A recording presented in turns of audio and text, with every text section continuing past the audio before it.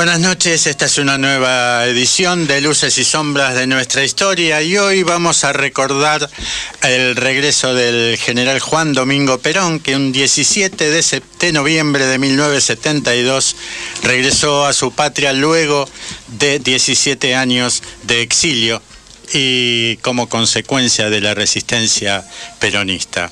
Ambos hechos están ligados por la violencia política, que muchos tergiversadores ubican como iniciada en la década del 70, pero que tiene su inicio contra el peronismo y los peronistas en junio de 1955, cuando se bombardeó al pueblo indefenso en la Plaza de Mayo, y en septiembre del mismo año, con el derrocamiento del gobierno peronista. Luego siguieron los fusilamientos del general Valle, de los militantes en los basurales de José León Suárez. De todo esto vamos a hablar hoy en Luces y Sombras de nuestra historia, con nuestro invitado Ariel Magirena y unos llamados que tenemos pendientes de realización en el programa de hoy. Así que los saludo a nuestro invitado de hoy, le doy la bienvenida. ¿Qué tal? Buenas noches, muchas gracias. Estamos con Marilina Juárez, Alberto Letieri y Javier Garín, quien les habla Daniel Mojica. Así empezamos hoy Luces y Sombras de nuestra historia con el retorno de Perón, el Día de la Militancia, el pacto social que va a comentar Marilina Juárez y los invitados que no sabemos de qué van a hablar, pero seguramente hablarán de Perón. Y hay muchas cosas para hablar, desde cómo fue el regreso del general, cómo fue la resistencia, qué pasó con la violencia política, como vos bien señalabas, cuál fue el papel que jugaron las distintas organizaciones, cuál fue el papel que jugó la CGT, el movimiento obrero, cuál era el papel que le asignaba Perón a cada uno de estos sectores en su estrategia, qué pasó con el enfrentamiento con la dictadura militar que en ese momento lo intentaba mantener proscripto o condicionar su regreso. Bueno, la verdad que es un tema bastante amplio para hablar. Y tenemos que hablar de Perón porque si no nos acusan, después de haber hablado de Sarmiento, de ser unos gorilas. Bueno, a mí me gustaría escuchar... Al que le quepa el sayo que se lo ponga. ¿Cómo? Exactamente. Antes de darle la palabra a nuestro invitado, quería felicitar públicamente al compañero Alberto Letieri, que fue reconocido en el PJ de La Plata como en el Día de la Militancia por su trayectoria como militante, así que vaya el reconocimiento de la conducción del programa también para el compañero de la mesa. Bueno, muchas gracias, y sobre todo quiero agradecer a los compañeros del PJ de La Plata que, bueno, están trabajando muy bien en una etapa de resurgimiento frente a la situación que nos ha planteado el fin del año anterior, ¿no? Y bueno, evidentemente de a poco se está demostrando que se está empezando a salir adelante. Así que muchas gracias a ellos. Muy bien. Bueno, Ariel, el tema que nos convoca hoy es el regreso del general Perón, la violencia política y el proyecto que tenía el general en su regreso. Así que nos gustaría saber tu opinión. Bueno, por lo pronto destacar algunos aspectos de lo que tienen que ver con el regreso de Perón. Era un regreso muy deseado, había mitos que se habían instalado en el campo popular sobre cómo iba a ser esto. Se había construido el mito del avión negro. Un día Perón iba a regresar sin que nadie lo advirtiera. Iba a llegar y entonces íbamos a todos encolumnarnos detrás de él, ¿no? Iba a llegar 60. De noche, claro, en los años 60. Dentro del mito de ese avión negro que nunca llegó, en 1964, en pleno gobierno de Arturo Illia. Y el regreso frustrado, ¿no? También claro. hay que señalar. Por cierto. Que lo detienen en Brasil, ¿no? También de eso estaba hablando, claro. Era el año 64. Uno de los abanderados de los demócratas argentinos, precisamente Arturo Illia, un hombre que había accedido a la presidencia no solamente por el escaso margen del 20%, sino con la proscripción de quien representaba el 80% que no estaba votando. Sí. Exacto. Hace un pacto con la dictadura brasileña para que no deje continuar vuelo al avión que traía de regreso a Perón. Perón venía a la Argentina en democracia, era una oportunidad histórica, inmejorable.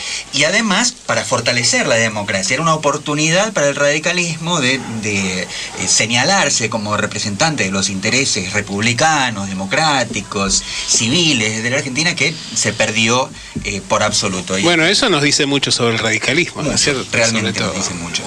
El resto fue un Perón que tuvo estos años de exilio como los años de la acumulación de la mayor experiencia. Perón se va en el 55, lo van en 1955 en circunstancias luctuosas. Perón decide en ese momento, y la historia le dio la razón, decide no embarcar a la sociedad argentina en una guerra civil. Él salva la vida de sus hijos y sus hermanos. Se va con la experiencia de haber gobernado y haber hecho una revolución en solamente 10 años de gobierno, una revolución en paz, como él había apostado. Las revoluciones, sostenía Perón, cobran sangre o tiempo, y nosotros apostamos por el tiempo. Por eso él se va, para garantizar que no haya corrimiento de sangre. Sin embargo, los perversos igual se cobran sangre. Vienen los fusilamientos, vienen los decretos arbitrarios de ni siquiera poder mencionar los símbolos del justicialismo, que vamos a decir de los nombres de Perón y Evita. Y nace la resistencia, que la resistencia es un hecho, digamos, espontáneo de la política, porque sin líder, los que estaban referenciados, los que estaban representados por ese proyecto revolucionario, deciden que, primero, la primera estrategia es lograr que el Perón vuelva. Para que Perón vuelva necesitamos seguir estando unidos, organizados. En esa oportunidad, 4 obreros del mismo lugar de trabajo o vecinos que se juntaban a jugar al truco eran una célula revolucionaria. Eran quienes ponían caños, quienes salían a pintar con los rudimentos que había en la época, con tiza, con carbón, con ladrillos en las paredes. Sí. Las paredes hablaron por eso. Mientras sucedía la persecución de los peronistas, mientras se capturaba, probablemente asesinaba, pero sí fatalmente se desaparecía a Felipe Vallese, este germen revolucionario, que esta expresión de la revolución en resistencia, que era la resistencia peronista, viene tejiendo y además formando una nueva generación que quiso tomar por su propia voluntad los destinos de la historia, y que encabezó la lucha por el regreso del viejo líder. Ahora, cuando Perón regresa, Perón viene con la experiencia de haber llevado adelante una revolución en paz, más la experiencia de haber conocido cómo se comportaba el movimiento revolucionario en el mundo, siendo un referente de los más grandes revolucionarios del planeta, recibiendo al Che Guevara en su residencia de Puerta de Hierro, recibiendo y carteándose con Mao Zedong, un líder que además lo llamaba mi querido maestro. Sí. Ese Perón regresa con toda esa experiencia y la convicción. Perón, que se había convertido además en un filósofo, en un estratega genial, un tipo que produjo obras que marcaron el devenir de la política, que señalaron lo que podría venir, que escribe en el 62 de Latinoamérica ahora o nunca. Esa consigna que logramos reivindicar en la primera década del siglo XXI fue anunciada casi medio siglo antes por Juan Perón, y además advirtió que unidos seremos invencibles, pero separados indefendibles, y que el siglo XXI o el año 2000, decía, nos encontraría unidos o dominados. La tragedia quiso que el Perón que regresaba no encontró el eco necesario en todos los sectores a los que representaban. Los sectores que no lo habían conocido a Perón como el revolucionario que era en su gestión concreta de líder, lo objetaron y lo obligaron a asumir la responsabilidad de una candidatura presidencial que él no quería y que evidentemente, si podía seguir conduciendo, no necesitaba. La violencia política que se le adjudica, que se le achaca a Perón, lamentablemente es algo que nos tenemos que cargar los argentinos. Perón vino a querer salvarnos de eso. Es verdad. Estábamos escuchando a Ariel Magirena, quiero decir que tenemos libros para sortear entre nuestra audiencia, así que los que se comuniquen al 45 24 7816 pueden llevarse El Último Perón, 40 años después, escrito por Javier Garín, de Editorial Duncan, así que esperamos que nuestros fervientemente, llamados. si importa eso. Totalmente, yo también lo recomiendo. Muchas gracias. Buen libro, La buena lectura ilumina. Geopolítica de la palabra. Reflexiones sobre comunicación, identidad y autonomía. De Luis Lázaro. Ediciones SICUS. Libros para una cultura de la integración. Director Juan Carlos Manuquian. sicus.org.ar. Muy bien, también tenemos libros de la edición de Editorial SICUS para sortear con nuestros oyentes, así que pueden llamar al 45247816 y estamos aquí en Luces y Sombras de Nuestra Historia hablando del regreso de Perón, de la violencia política y del legado del general. Hay una serie de cosas que tienen que ver con el cambio que se produce en Perón durante esos años del exilio. Cambio que algunos interpretan como una disminución y otros creemos que fue un aumento de Perón en cuanto a su capacidad de comprensión. Los sectores que habían creído que querían un Perón que fuera sectario, que gobernara solo para ellos, se encontraron con un Perón que venía a decir: no hay nada, para un argentino no hay nada mejor que otro argentino. Y esto tiene que ver con la percepción que él hace de la amenaza del imperialismo en ese momento. En plena Guerra Fría entre la Unión Soviética y Estados Unidos, en donde él comprende con claridad dos cosas, o sea, tres posibles caminos para tratar de sobrevivir en ese mundo bipolar, en un constante enfrentamiento. Uno es una estrategia de unidad nacional en la cual tiene mucho que ver lo que Marilina va a comentar sobre el pacto social, pero también está relacionado con la unidad con otras fuerzas políticas.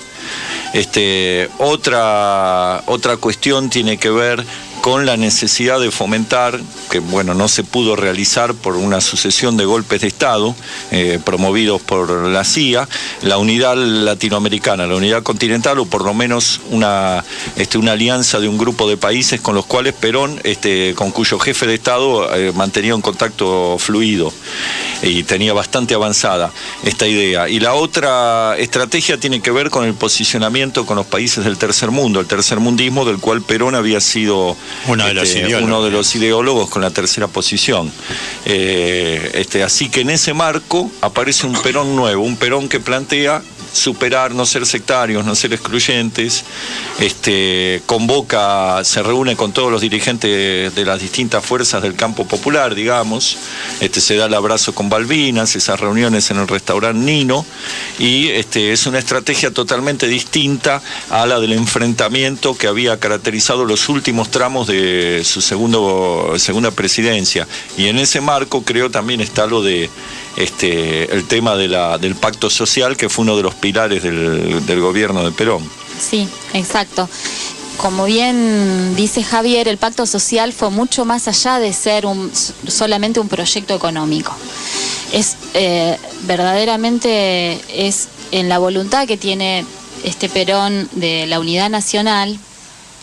Él promueve, digamos, mucho más que el desarrollo económico, sino también la justicia social, ¿sí? ¿Qué se plantea en este pacto social que está ideado básicamente por Perón, pero por una mente muy brillante que fue su último ministro de Economía, José Bergelbar?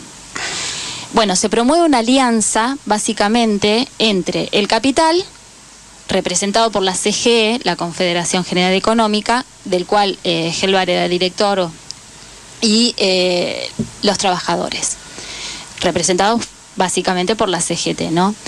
¿Qué se intenta a través de este pacto social? Lo que siempre, algo por lo que siempre luchó Perón, que es la conciliación de clases.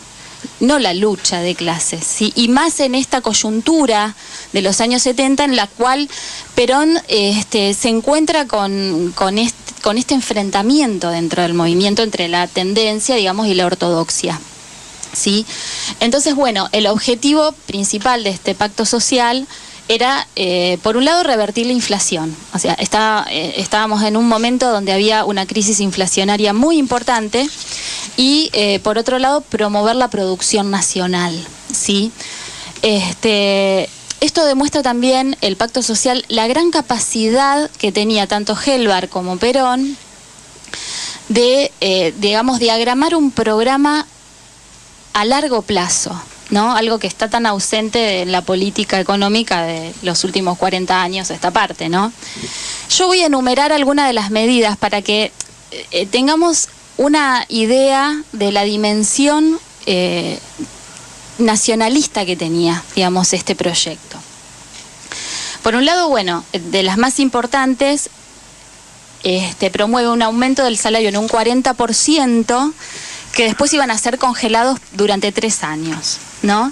Después, bueno, la estabilidad de precios, establece precios máximos, la ley de inversiones extranjeras que vedaba a cualquier extranjero la adquisición de más del 50% de una empresa que operara en el país, ¿sí? La nacionalización de los depósitos bancarios a través de la regulación del Banco Central, la nacionalización de entidades bancarias que pertenecían a los grandes grupos financieros internacionales. Estableció, esto es muy importante, estableció intercambios comerciales, tanto con la Unión Soviética, y también se le vendían autos a Cuba, ¿sí? Para, digamos, ir en contra un poco de este bloqueo al cual estaba sometido. Acá me avisan de la producción que estamos en comunicación con el senador José Luis Pallares. ¿Está en línea, senador? Sí, ¿qué tal? ¿Cómo están? ¿Qué tal? Daniel Mojica los saluda. Acá estamos en la mesa con Marilina Juárez, Alberto Letieri, Javier Garín y nuestro invitado Ariel Magirena. Bueno, buenas noches a todos, un gusto. Los saludamos. Gracias. Y bueno, el tema del programa de hoy es el regreso de Perón y el tema de la violencia política en el contexto del Día de la Militancia.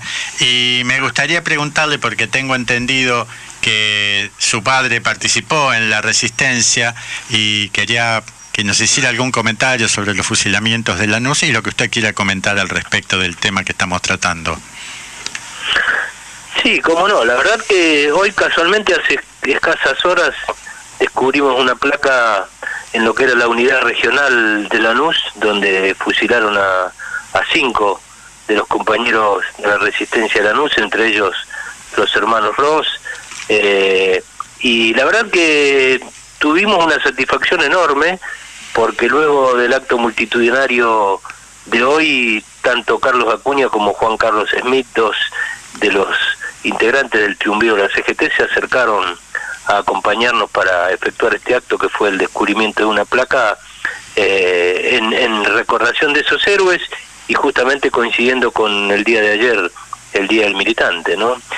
Y la verdad que la reflexión que me surgía hoy, cuando tuve oportunidad de hacer el uso de la palabra con algunos militantes, era recordar ese 17 de noviembre como las últimas sombras de esa resistencia que se había iniciado allá por junio de 1956, y el resurgir de una esperanza de una generación que demandaba con urgencia la presencia de Perón y su llegada al poder, ¿no? Así que una mezcla de la finalización abrupta de algo y el comienzo de una nueva etapa que muchos de nosotros, inclusive yo muy pero muy joven, soñábamos como posible, y que bueno, estas contradicciones de la política, y sobre todo estas contradicciones que a veces surgen en el mismo núcleo del movimiento nacional, hicieron que esa esperanza se desdibujara, se borrara, y luego, con la consabida muerte del general Perón solamente 2 años después, quedó casi por tierra esos sueños que tanto anhelaron estas generaciones que tanto habían luchado contra esa proscripción del peronismo, y por el retorno incondicional del general Perón. Le quería preguntar, ya que tengo entendido que su padre participó en la resistencia, ¿qué recuerdos o comentarios o historias recuerda usted que le pueda llegar a haber comentado su padre? Porque bueno, una de las características del peronismo, de los que venimos de hogares peronistas, es el relato, ¿no es cierto?, de padres a hijos, de abuelos a nietos, de esas historias, ¿no? Y resuenan en mis oídos aún esas largas noches con sus compañeros, tanto mi madre, que era delegada textil, como mi padre, que era delegado ni más ni menos que de la SIAM, la fábrica, una de las más grandes, no solamente del conurbano, sino de la provincia de Buenos Aires en ese momento. Mi padre fue detenido días después del 16 de junio de 1956, en momentos en los cuales habían escondido dentro de la fábrica uno de los bustos de Eva Perón que habían querido ser arrancados por la fusiladora en 1955, y bueno, el relato era que habían encontrado, escondido ese busto, buscaban quién había sido el que lo escondió. Bueno, el delegado del general de SIAR en ese momento era mi padre, y una noche, por supuesto, entre las sombras y muy agazapados, rodearon la manzana de mi casa. Mi padre intentó escapar por los techos, por supuesto contó con la complicidad de los vecinos, de los compañeros en ese momento, pero no pudo escaparse, y a las pocas cuadras lo levantaron, lo llevaron detenido, y luego apareció en la bodega de un barco junto con Héctor J. Cámpora, entre los que siempre mencionaba, y Jorge Antonio. Fueron dos de los detenidos más conocidos por él que compartieron esa bodega de barco, en la cual estuvo casi, según el relato y según mi madre, hasta los últimos días de su vida. Siempre me seguía contando por las noches, casi 3 meses y medio, sin saber de su paradero, por supuesto sin darle ni permitirle, ni en ese momento a la que era mi madre, ni a la que en ese momento era mi hermana, que ya había nacido, era pequeña, ningún tipo de información. Recién 3 meses y medio después terminó enterándose mi familia en dónde estaban, cuál era el destino, pero gracias a Dios corrieron mejor suerte que aquellos mártires que fueron fusilados justamente en jornadas cercanas a ellos, ¿no?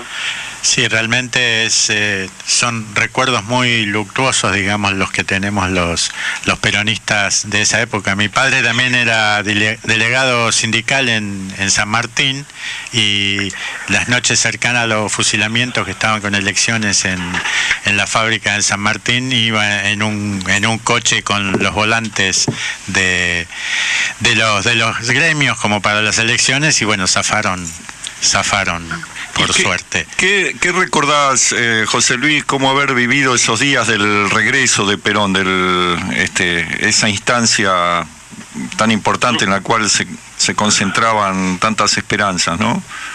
Mira, yo tenía exactamente 13 años y lo recordaba con mi esposa ayer cenando casualmente.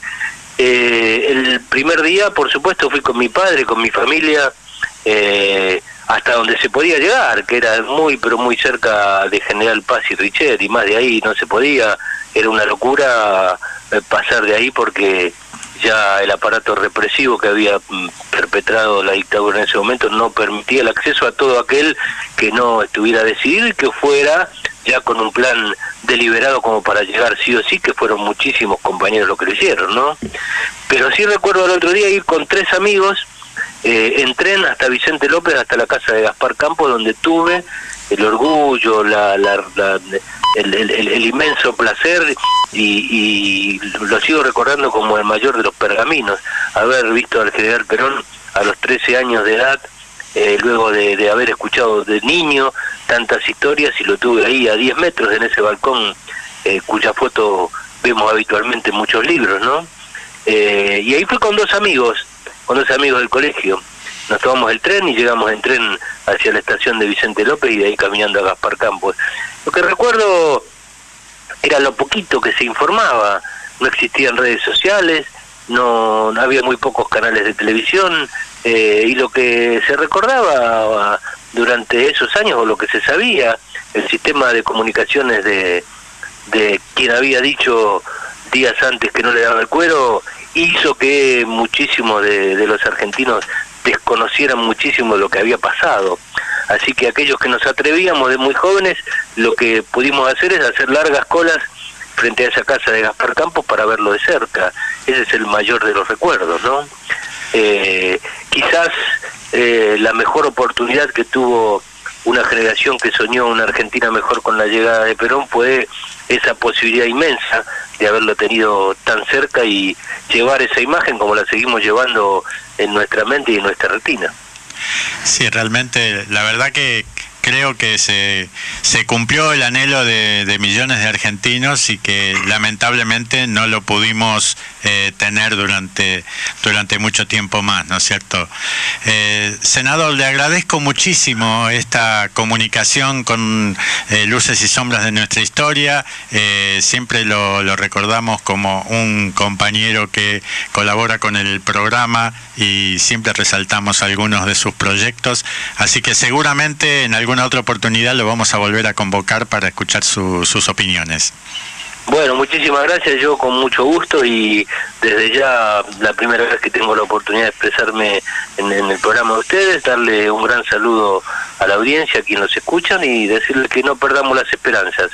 Del mismo modo que no se puede construir una Argentina tirando bolsos deliberadamente dentro de un convento, tampoco se puede construir una Argentina solamente echándole la culpa a la herencia, ¿no? Así que creo que el resurgir del peronismo nuevamente nos va a llevar a esa Argentina que todos queremos, pero seguramente no es esta que estamos viviendo, ¿no? Así es, compañero, no nos han vencido, así que seguimos en la lucha. Gran abrazo para todos. Otro para usted. AM740. Radio Rebelde. Alta Radio. Que no se apaguen nuestras voces. Hacé tu aporte para que Radio Rebelde siga al aire. Número de cuenta corriente 50-132-1. 50-132-1. Del Banco de la Provincia de Buenos Aires, sucursal 4001.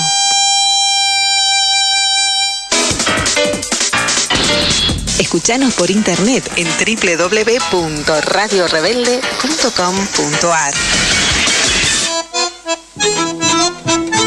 El Alpargatazo, todos los lunes de 19 a 20 por Radio Rebelde. ¿Alguna vez pensaste en cargar un retrato de tu rostro o de un momento de tu vida? Soy Gigi de la Muta, artista visual. Para más información, llámame al 15 68 11 27 23. 15 68 11 27 23. Asesoramientos artísticos visuales, pintura, escultura, dibujo, video, instalaciones.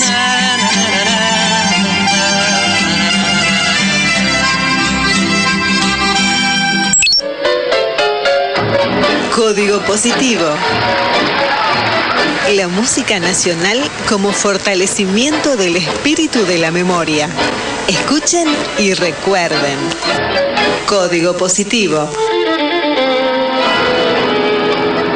Los miércoles a las 3 de la tarde, aquí en Radio Rebelde, con la conducción de Osvaldo Lanari.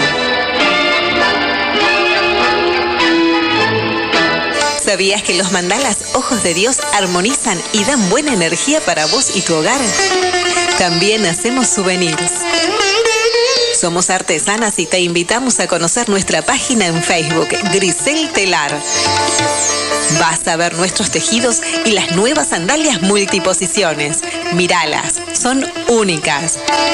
Búscanos en Facebook, Grisel Telar. Enviamos a todo el país y aceptamos tarjetas. Grisel Telar.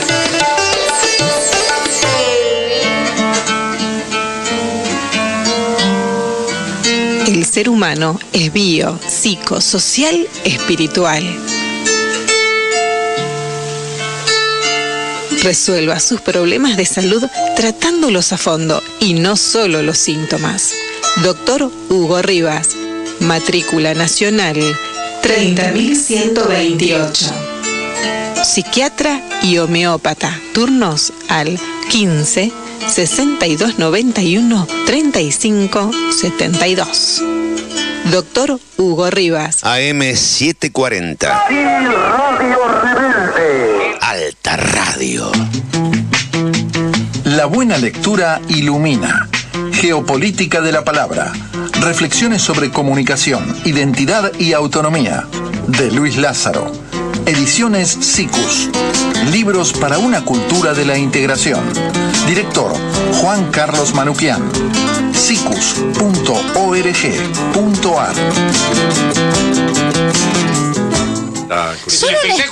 Bueno, estamos nuevamente al aire aquí en Luces y Sombras de Nuestra Historia, y como sucede siempre, fuera del aire pasa lo más sabroso. Pero no vamos a hablar de la provincia de San Luis porque hasta ahora todavía no se vincula con... No nos ha tocado en la Argentina. No nos ha tocado. Ya llegará el capítulo. No, ahora estamos hablando de Argentina. Pero sí hemos hablado de algo en la hora anterior que salió aquí, y es el tema de si era otro Perón, el de los años 70, o si era el mismo Perón en los años 70. Y a mí me parece que en realidad lo que había cambiado no era tanto Perón, que tal vez era un poco más prudente, sino que habían cambiado las condiciones históricas en las cuales había que tratar de encaminar la nave del Estado de nuestro país. Y efectivamente una cosa eran los años 40, con una Europa destruida después de la posguerra, con un orden mundial que no se había configurado y con la posibilidad de llevar adelante un profundo proceso de transformaciones, y otra cosa eran los años 70, donde la Guerra Fría ya había de alguna manera cristalizado las relaciones, y ahí aparece algo fundamental, ¿no? Que es el hecho de que Perón se da cuenta de que no es el momento para llevar adelante un proceso revolucionario, sino que lo que debe hacer es tratar de concertar con otras fuerzas políticas y sociales. Lo hemos visto aquí en el tema de que vos hablabas recién del acuerdo social, en su búsqueda que señalaba antes Javier de la relación justamente con partidos opositores, o que incluso habían evitado el regreso de Perón poco tiempo antes, como señalaba antes aquí Ariel. Y me parece que hay un punto interesante, que es el hecho de que Perón tiene este discurso de concertación en un contexto internacional donde también la Revolución Cubana ha tenido una influencia muy considerable, ¿no? Y por esa razón, en un contexto donde la alianza entre el radicalismo, los partidos que no eran el peronismo, las dictaduras se habían generado una especie de conspiración para evitar que el peronismo tuviera participación, la única alternativa que se encontraba, o una de las alternativas más viables para esa participación frustrada por los medios republicanos, era la violencia. Y ahí estaba el ejemplo de la Revolución Cubana. Del otro lado teníamos la lucha sindical. Y fundamentalmente me parece que aquí aparece un poco todos estos discursos que le echan en cara a Perón el haber arbitrado en favor de los sindicatos en lugar de haber arbitrado en favor de las organizaciones juveniles. Y Perón nunca podría haber arbitrado en favor de organizaciones que tenían un discurso y una propuesta que no engarzaba con el proyecto del peronismo. Totalmente de este es el punto esencial. Totalmente. Entonces, ¿qué le podemos reclamar a Perón? Haber sido demasiado peronista.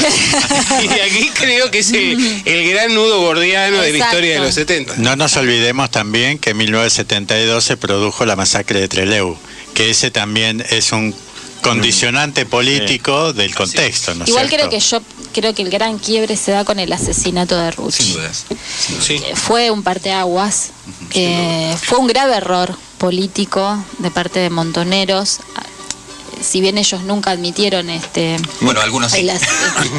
Nunca admitieron públicamente, pero yo hace años que milito con compañeros que han pertenecido a Montoneros, y en privado todo el mundo saben hasta quién fue, digamos, hasta quién lo hizo, digamos. ¿Quién lo hizo? No, bueno. Hay un juicio que está dando vuelta, y el que siguen los hijos de Rucci, en donde se está investigando eso, y creo que no corresponde ponerse a hablar de eso en un programa de radio. Y yo quisiera vincular el asesinato de Rucci con otro acontecimiento de esos mismos días, que fue el asesinato de Salvador Allende. Los dos elementos se producen para obturar las posibilidades de Perón, y ambos han sido golpes directos a Perón. Primero, el asesinato de Allende le dice a Perón: no estamos dispuestos, la CIA le dice a Perón: no estamos dispuestos a aceptar una revolución en paz.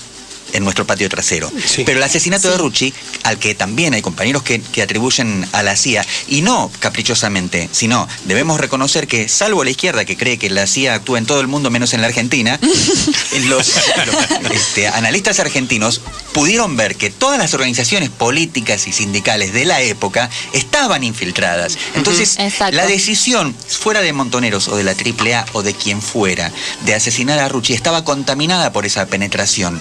Decía Jauretche que cuando había duda había ver a quién beneficiaba, y realmente, para obturar la posibilidad de un proyecto nacional, el asesinato de Rucci le convenía precisamente al imperialismo. Sí, además que algunos plantean que estaban infiltradas algunas de esas organizaciones y otros que directamente eran el producto de la política de la CIA en nuestro país. Claro, exactamente. Es más, existen quienes sostienen que la cúpula original de Montoneros fue creada por la CIDE. Sí. Pero bueno, no vamos a entrar en esas honduras, porque mucho, no lo... la entrega del cadáver de Aramburu, muchos mitos alrededor de eso, ¿no? Lo que sí, me parece, más allá de entrar en esas especulaciones que no vamos a poder probar, hay un comportamiento objetivo, hay una conducta, hay una responsabilidad ante la historia, en las cuales las organizaciones armadas jugaron primero un papel que sirvió, que fue útil a la estrategia de retorno de Perón, pero después que dejó de ser funcional a la estrategia de Perón a partir de que decidieron disputarle la conducción, porque esto es una cuestión que hay que plantear. Totalmente, totalmente. Aparte, la disputa de la conducción en la cual se sostenía, la tesis era, primero, que Perón estaba gagá, cosa que es falso. Segundo, que era un viejo facho, porque como no le había dado todo lo que la juventud quería, entonces era un viejo facho. Entonces, tercero, que estaba cercado, que lo habían cercado. La teoría del cerco. Claro, la teoría del cerco, pero en definitiva, de lo que se trataba es de una disputa de conducción.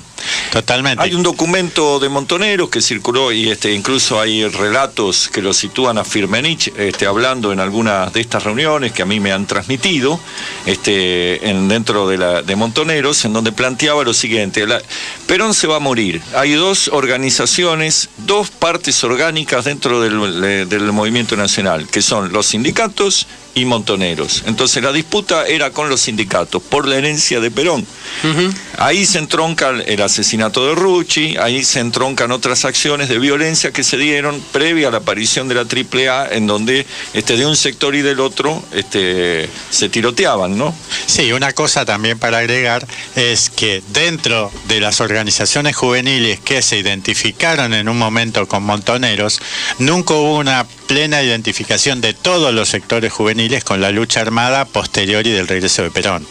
Sí. Digamos, esto es un debate que se daba internamente en las distintas agrupaciones de la juventud en aquel momento, y que veían en Firmenich un mesianismo demasiado militarista. Hay un tema que, si lo llegamos a poder contactar al Pato Galmarini, él lo puede contar, cuál fue la transformación, justamente porque él estuvo en esas organizaciones, que se produce a partir de el enfrentamiento con Perón, y cómo un sector de esas organizaciones se enrola en la JP Lealtad, y otro pasa al enfrentamiento abierto y después a la clandestinidad. Es un tema muy interesante.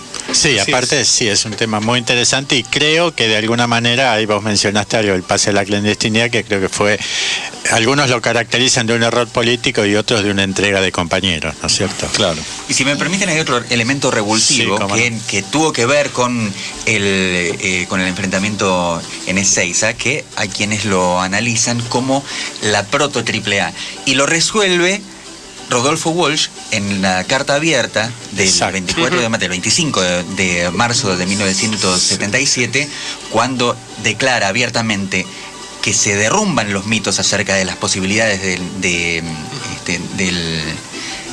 las tomas de cuarteles, de operativos de la guerrilla, por llamarlo de alguna manera, en aquella época, y que denuncia que la AAA son las tres fuerzas: Claro, Sí, esa es otra tesis. es otra porque tesis. también desde la izquierda y desde el antiperonismo, de izquierda y de derecha, se ha pretendido sindicar a Perón como el cerebro articulador de la AAA. Yo dedico una parte del libro a refutar eso, y creo que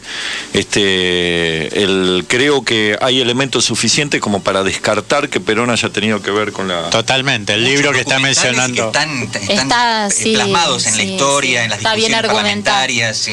El libro que está mencionando Javier Garín es el de su autoría, El último Perón 40 años después, que es uno de los libros que sorteamos a nuestros oyentes, a los que se comuniquen al 4524-7816. Es un tema apasionante. Quizás en algún momento tendríamos que dedicarle un programa a esto, digamos, nosotros hoy estamos hablando de la violencia política, pero dedicarle un programa quizás a estos pormenores que estamos tirando y que juntar elementos para Mirá, hacer un programa. Yo, la verdad, creo he que tenido sería oportunidad esclarecedor. de hablar con muchísimos compañeros sobre este tema.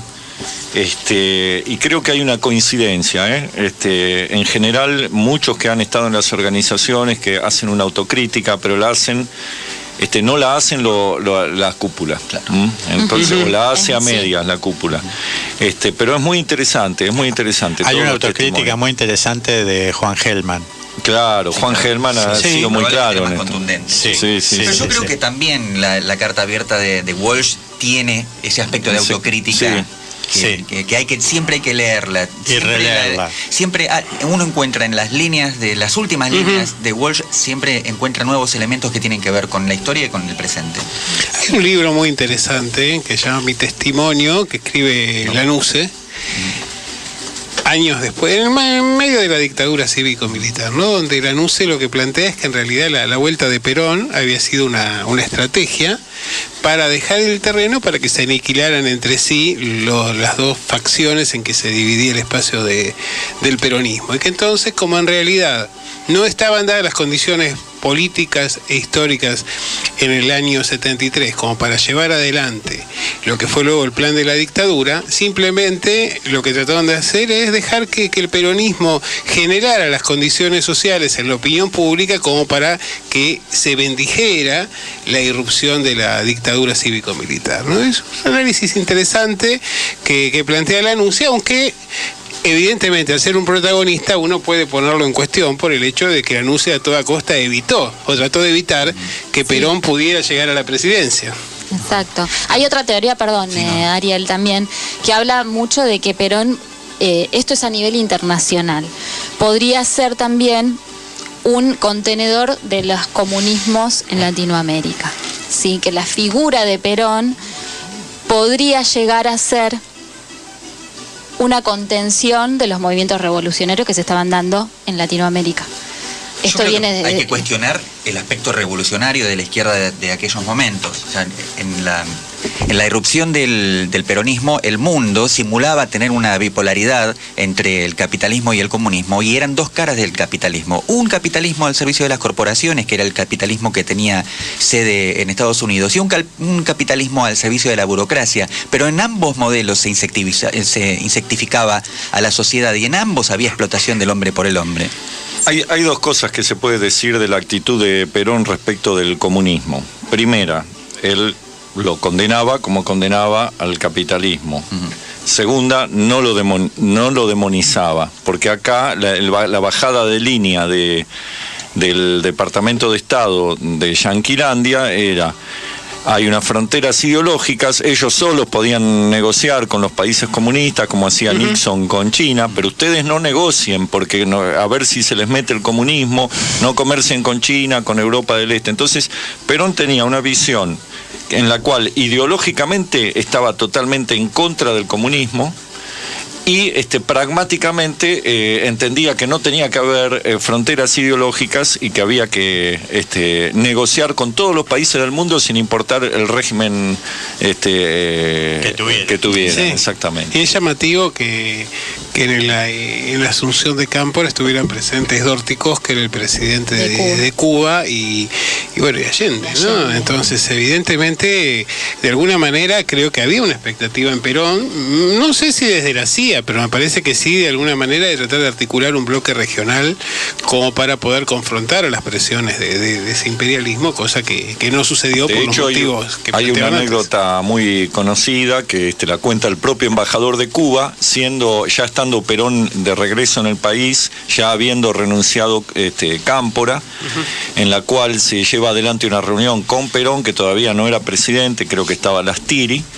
Entonces va el embajador y dice: venimos a pedir un préstamo.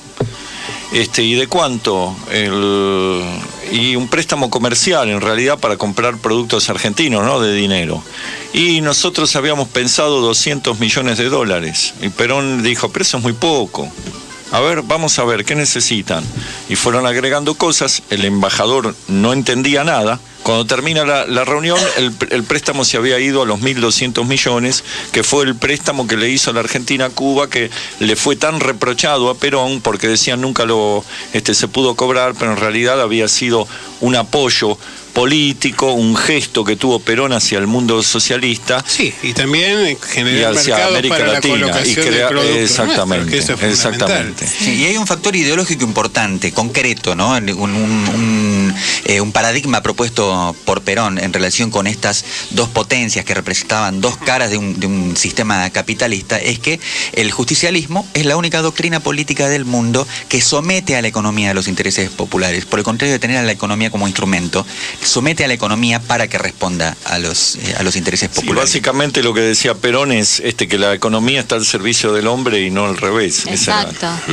Sí, me olvidé de agregar una de las medidas que para mí fue la más revolucionaria del Pacto Social, que es el impuesto a la renta potencial de la tierra, o a la renta, o a la tierra ociosa.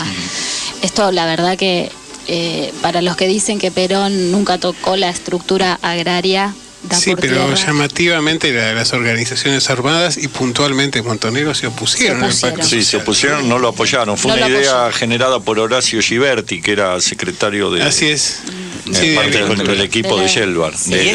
Además, después de haber hecho durante su primera y segunda presidencia una reforma objetiva, una reforma concreta en la política agraria, repartiendo 3 millones de hectáreas entre productores cooperativos y familiares. Digamos, si eso no es una reforma agraria, yo no sé qué es lo es. La izquierda liberal siempre le indilgó esto a Perón, que nunca había tocado la estructura agraria, lo cual no es cierto. El Estatuto del Peón. Bueno, eso es uno de los elementos más revolucionarios de la historia argentina, ¿no? Sí. O por lo menos así lo advierten los sectores de los terratenientes rurales, ¿no? Porque en realidad es la entrada del Estado dentro de la órbita de lo que consideraban propio. Exacto. Ahora comparemos este pacto social con la gestión del gobierno más progresista que se nos ocurra de la historia argentina, y están todos a la derecha. Están todos a la derecha, eso. Y la política económica lo mismo. No hubo política económica más a la izquierda que la que llevó adelante Perón en su última presidencia. Claro. El problema con la izquierda liberal que decías vos, Marilina, es que nunca entendió el peronismo. Claro. Bueno, al contrario, no lo entendió. Disputa con el peronismo. Sí. Hoy mismo, incluso participando de alianzas con el peronismo, disputa. Sí. Sí, no sé si no lo entendió o no le convenía para sus fines. Claro. Bueno, es otra manera de verlo. Un bocadillo relacionado con el tema del movimiento obrero. A ver. Y esto es fundamental, porque, digamos, dentro de esta disputa de conducción con Perón y con la CGT de los sectores de la JP y de Montoneros, quedó instalado la cuestión de que el movimiento obrero son traidores, son fascistas, son burócratas sindicales y hay que combatirlos. Y hasta el día de hoy, cuando uno ve las expresiones que hay alrededor de la CGT, que uno puede cuestionar los liderazgos, puede cuestionar todo lo que quiera, pero lo que no se puede cuestionar es que es la representación orgánica del movimiento obrero. Y a esa representación orgánica Perón le daba una importancia fundamental. Por eso decía, el movimiento obrero organizado es la columna vertebral del movimiento nacional. Y esto es algo que nunca se ha entendido desde los sectores revolucionarios pequeños burgueses. Sí, es verdad. Yo creo que cierto. también agregaría una cosa, porque en aquella época, en la década del 70 y anteriormente, estaba la CGT y las 62 organizaciones. Claro. ¿No es cierto? Que la responsabilidad de hacer política, vamos a decir de alguna manera, estaba en las 62 organizaciones. Sí. Quizás en esa mezcla de que los mismos dirigentes de la CGT hicieran lo que hacía anteriormente las 62 organizaciones, quizás en esa mezcla también encontremos un motivo de esa burocratización, o como se la caracteriza desde algunos sectores. Bueno, pero de hecho hay un tema ahí que es fundamental, que es que en realidad todas las organizaciones sociales fueron prácticamente derruidas, liquidadas después del golpe del 55, menos la CGT. Exacto. Y gracias a la gestión que han tenido, incluso muchos de estos denominados burócratas sindicales, fue que el retroceso en términos de las conquistas sociales no fue mayor. Y tampoco fueron mayores las pérdidas en términos a la capacidad de compra del salario, ¿no? Entonces, eso es muy importante. Pero que hay, ¿no? Claro. Ese empate de fuerzas. Bueno, pero fíjense Perón, el papel del progresismo frente a esto, que repudia tanto de la conducción sindical, que ha prácticamente logrado el triunfo de retirar de la historia de la recuperación institucional de la Argentina a Saúl Ubaldini, que es el padre de la democracia. Sí. Digamos otra cuestión. Perón, esto que estamos hablando, lo planteaba con mucha claridad. Decía, cuando le venían desde los sectores revolucionarios a plantear que las organizaciones sindicales habían negociado, y le decían no, porque fueron y negociaron con la dictadura, Perón más de una vez le dijo, ¿saben por qué negociaron con la dictadura? Porque los mandé yo a negociar con la dictadura, porque ellos tienen que defender sus organizaciones, por eso claro, ellos iban a negociar no porque eran traidores, sino porque yo los mandé. Entonces muchas veces se dio esta discusión. Y jamás fue aceptado este papel porque no es que no lo entendían, es que entendían muy bien que la disputa que ellos querían plantear era con las organizaciones armadas contra la CGT. Una de las cuestiones sobre las cuales insistió particularmente Perón fue la unidad de la CGT, que estaba previamente dividida entre la CGT de los argentinos, había dos organizaciones sindicales, y él insistió permanentemente que tenía que haber una sola CGT, que eso era la base de la fuerza. Y la otra cuestión de la importancia que le daba a las organizaciones obreras es que les confió un trabajo de articular la unión de los pueblos. Él decía, en Latinoamérica, la unidad latinoamericana no la vamos a lograr con los gobiernos, tiene que ir por abajo, y los que tienen que encargarse de eso son ustedes, son los trabajadores. Una pregunta, en ese momento se asesina a Rucci cuando estaba destinado a hacer acuerdos con la otra central obrera más poderosa de Latinoamérica, que era la mexicana. Era el nexo de Perón con los trabajadores. Por eso es un grave error político. Era su puntal sindical. Es que fue un ataque contra Perón, el asesinato de Rucci. No fue un error político. ¿Por qué verlo como un error político? Fue una estrategia agresión, política, claro. concretamente, justamente, por esta idea de que cuanto peor mejor, ¿no? Es decir, de generar una situación de caos en la cual la lucha armada fuera... También se lo quería presionar a Perón, porque una de las tesis que había dentro de algunas de estas organizaciones era, con Perón tenemos que negociar con un cadáver sobre la mesa. Una concepción muy perversa, ¿no? Muy mafiosa. Muy violenta. Una pregunta. ¿Había agregadurías obreras en las embajadas en la época de Perón? Exactamente. Muy bien esa acotación. Muy acertado lo tuyo. O sea, porque tenían que cumplir esa función precisamente. El movimiento obrero argentino era admirado en el mundo como modelo organizativo. La otra vez, justamente hablando con el entrevistado que no pudimos hoy contactar, que ya lo contactaremos para la próxima. Sí, para hablar de estas cosas, porque es muy interesante. Me decía, mirá, yo tengo conocimiento cuando vino Cassius Clay a la Argentina, Mohammad Ali.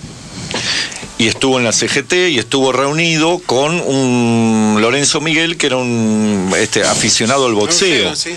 Estuvieron en una cena y él dijo: yo vine a la Argentina porque quiero conocer el movimiento sindical argentino, porque en Estados Unidos y en el resto del mundo lo vemos como un modelo a seguir. Aunque acá se decía que eran unos mafiosos, que, en fin, bueno, toda la cosa que ya sabemos. Una reflexión. Sí, cómo no. Observemos el movimiento obrero argentino antes del 17 de octubre del 45, o mejor, antes del peronismo, antes de Perón como secretario de Trabajo y Previsión. Y observemos el peso histórico que tenía el movimiento obrero en ese momento. Todo el peso político que tuvo el movimiento obrero organizado de la Argentina lo tuvo en alianza con la política cuando Perón era su líder. La ruptura de la política con el movimiento obrero lo vuelve a dejar indefenso. Hoy, todo lo que le reclamamos al movimiento obrero organizado se lo tenemos que reclamar a la política, porque es la política la que abdica. Hoy hubo un acto y los trabajadores están resistiendo en todos lados y le pedimos al movimiento obrero que se ponga en la vanguardia, al mismo sector que entregó la mayoría de los muertos en la última dictadura.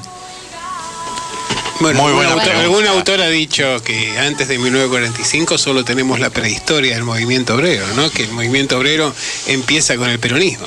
Ahí está. Se nos fue el programa. Ya salimos con el sectarismo típico de Alberto Letieri. Se nos fue el programa. La única verdad es la realidad. Y quiero decir que hubo 4 llamados que no pudimos sacar al aire. Llamó Marta de Flores y Sofía de Villa del Parque, así que si de repente se comunican de nuevo con la radio, tienen libros para venir a retirar. Bueno, muchas gracias. Esto ha sido Luces y Sombras de Nuestra Historia. Muchas gracias a Ariel Magirena, Javier Garín, Marilina Juárez, Alberto Letieri, quien les habla, Daniel Mojica. Gracias por escucharnos. Ariel, nos gustaría tenerte más seguido en el programa. Y el compañero Nicolás, allá el mago de los controles. Ariel no puede venir porque es un artista y tiene compromisos la próxima artísticos. vez que venga a cantar. Claro. Hay un tema que tenés que me gustaría que lo vengas a cantar un día, el que hiciste. El marido de la Eva. Sí, no sé si pueden identificar quién es. Gracias, Nicolás, por la puesta en el aire y por el aguante.